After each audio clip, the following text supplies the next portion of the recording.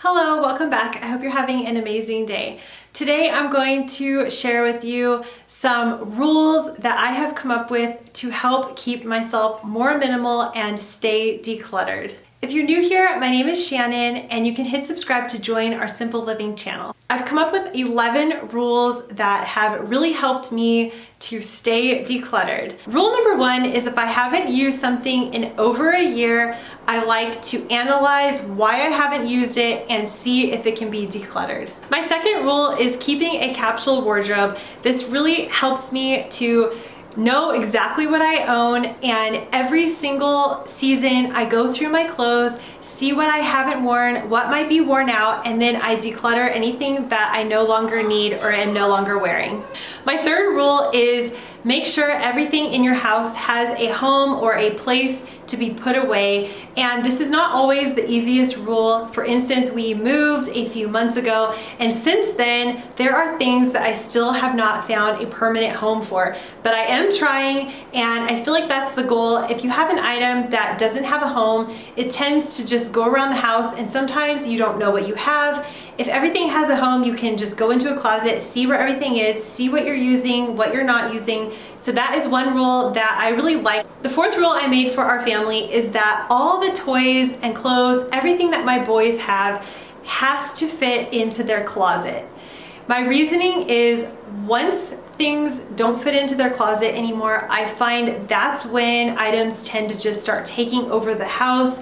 All of a sudden there are toys everywhere. So I personally have made that rule that all of their toys and clothes need to fit in their closet, so that way we are capped and we can't just have a ton of toys come in and take over our entire house. My fifth rule is I like to do a seasonal declutter. I have a lot of information on this in my blog. I will link that down below, but it's very simple. Every season I go through our house, just grab any items I know we have not used in a while, and I declutter them. So that's one way to stay minimal and decluttered without having all the clutter take over your whole house every year. I also go through paper clutter seasonally.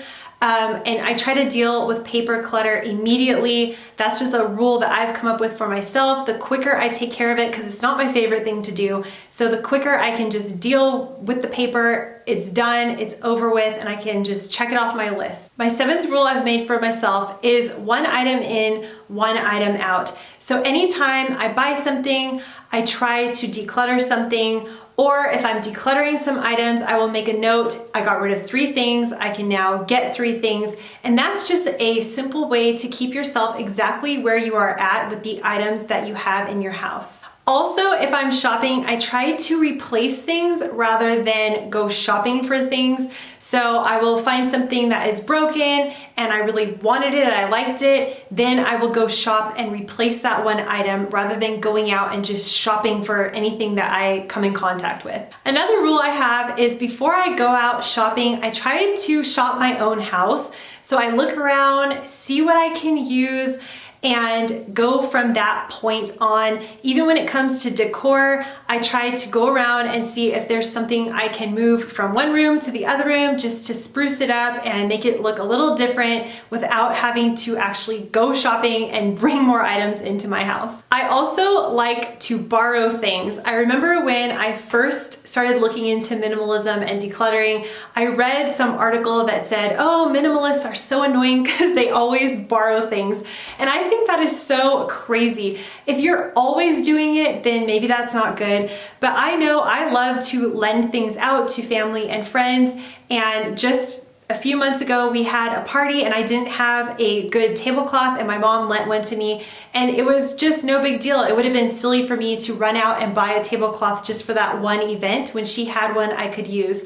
So I feel if you can borrow something for a one-time event, maybe if you have a fancy party to go to and you only need a dress for that one time, why not see if you have a friend that you could borrow it from rather than go shop for something that you are literally going to donate the next week after you're done with your party.